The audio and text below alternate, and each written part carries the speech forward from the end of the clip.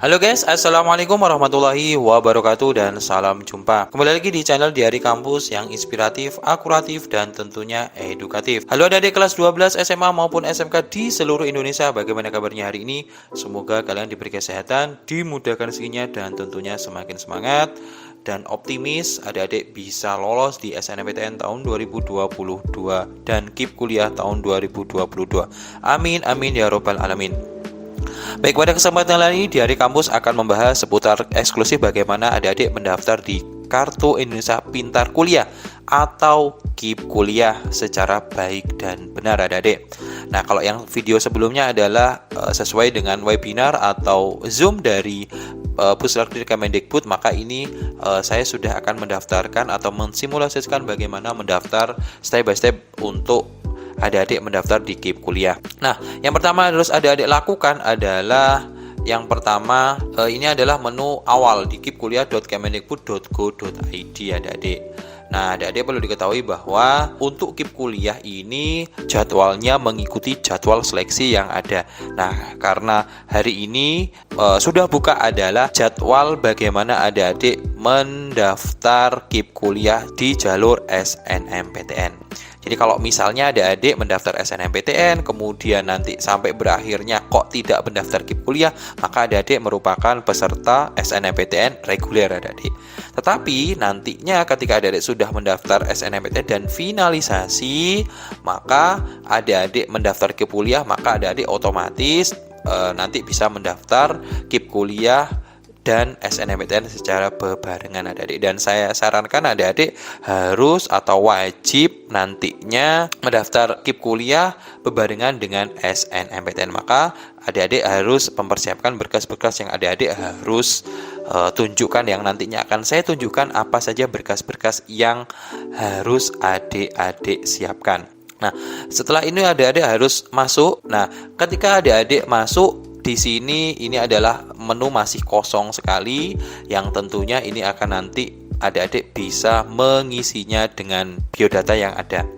Nah, yang pertama adalah yang akan tampil adalah nama adik-adik di Rizky, misalnya ini Rizky Umi Latifah, kemudian di sini ada status akun belum terdata di DTKS. Nah, apa sih DTKS adik-adik? DTKS itu adalah data adik-adik menerima bantuan atau PKH, kemudian Kartu Indonesia Pintar, atau yang tentunya ini merupakan database dari Kemensos yang insya Allah ini memang terpusat di Kemensos, kemudian bisa adik-adik nantinya bisa mendapatkan bantuan jauh lebih gampang atau misalnya diprioritaskan adik-adik. Nah, bagi adik-adik yang tidak seperti yang saya tampilkan ini belum terdata di DTKS, maka ya memang ada siswa saya ini tidak terdata di DTKS, tapi tidak apa-apa, adik-adik bisa melanjutkan pendaftaran adik-adik. Nah, yang pertama adalah yang pertama adik-adik bisa yang pertama biodata yang umum, ada NISN, kemudian nama, kemudian NIK, kemudian asal sekolah dan sebagainya, yang nantinya adik-adik bisa memperbarui data adik-adik. Nah, di sini adik-adik bisa memperbaruinya seperti misalnya lulusan misalnya tahun 2022, kemudian tempat lahir, kemudian kalau foto misalnya adik-adik bisa fotonya misalnya contoh ini. Nah, seperti ini fotonya misalnya. Nah, ini bisa adik-adik seperti ini fotonya dan foto resminya, atau misalnya adik-adik juga mendaftar seperti ini juga dibolehkan adik-adik sama, meskipun latarnya bisa biru bisa putih juga nggak ada masalah. Kemudian setelah biodata maka ada keluarga adik-adik. Nah, foto keluarga ini seperti apa adik-adik? Klik perbarui data, maka adik-adik misalnya bisa mengisi NIK keluarga sama nomor kartu keluarga. Nah, kemudian di sini ada informasi ayah, kemudian detail ayah, ini adalah adik-adik rangkuman dari keseharian adik-adik. Yang ini kalau ada yang merah-merah seperti ini, adik-adik bisa wajib mengisinya, misalnya status hubungan ayah kandung atau ayah tiri, kemudian pendidikan ayah sesuai dengan ijazahnya, kemudian informasi ibu, kemudian detail ayahnya, misalnya detail ayahnya, ayah saya seorang petani. Nah, adik-adik bisa mengeklikkan petani, kemudian ibunya ibu rumah tangga, kemudian di sini juga lebih panjang lebih baik adik-adik. Nah, setelah itu yang jangan lupa adalah foto bersama keluarga. Nah, kalau bersama keluarga misalnya adik-adik bisa browse contohnya seperti ini adik-adik. Nah, seperti ini. Nah, ini. Nah, adik-adik perlu diketahui bahwa foto ini harus sesuai dengan yang ada di KK adik-adik. Pak, kalau misalnya ayah saya ada di luar negeri atau ibu saya di luar negeri atau adik saya di luar kota, maka foto yang ada saja, itu nggak ada masalah. Jadi sekali lagi jangan diedit, fotonya harus sesuai yang keadaannya adik-adik. Nah, setelah keluarga, kemudian dokumen pendukung keadaan ekonomi adik-adik. Nah,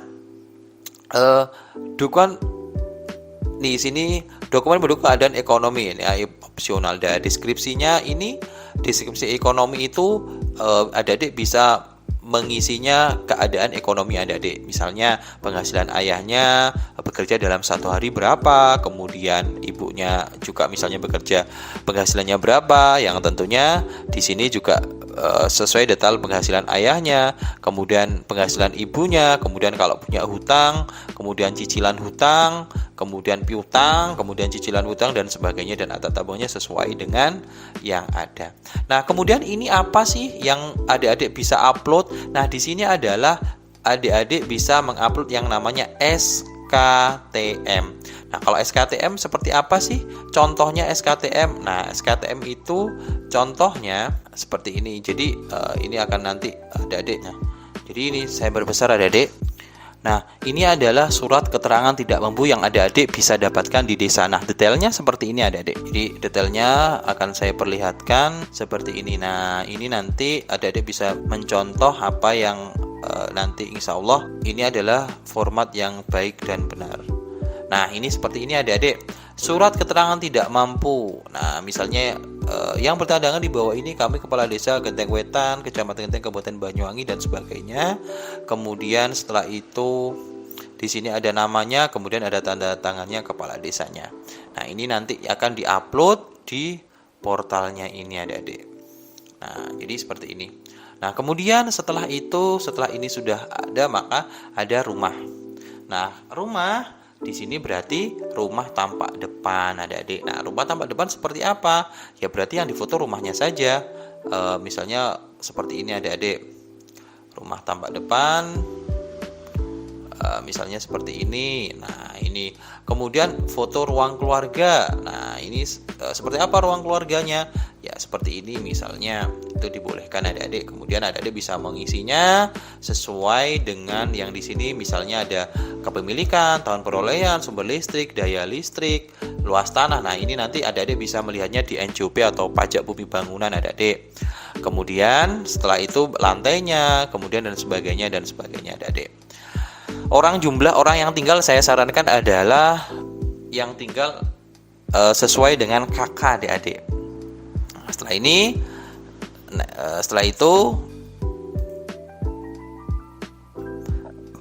aset. Nah, aset ini opsional, jatah ambah aset misalnya sepeda motor, kemudian mungkin punya mobil, adik-adik bisa diisi di sini adik-adik.